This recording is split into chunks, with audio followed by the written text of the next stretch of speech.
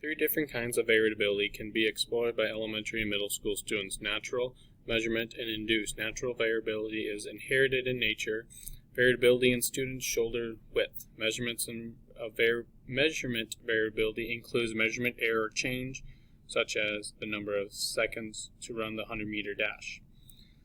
And induced variability, as the name implies, is when the variability is intentionally created. For example, having plants placed in different locations to see how sunlight might impact their growth.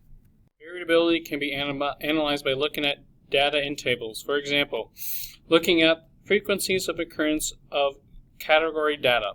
In the figure below, it shows the frequencies and relative frequency of students' favorite Saturday activity.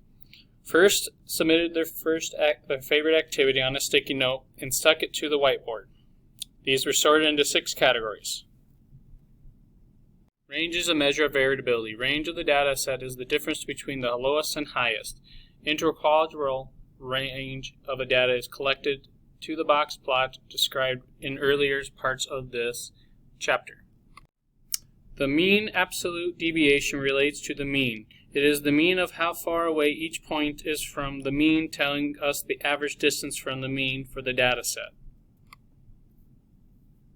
During the interpreting phase, students make inferences to the classroom and acknowledge the results may be different in another class or group or a larger population. Older students also are able to describe differences between 2 or more groups with respect to the center, the spread, and shape.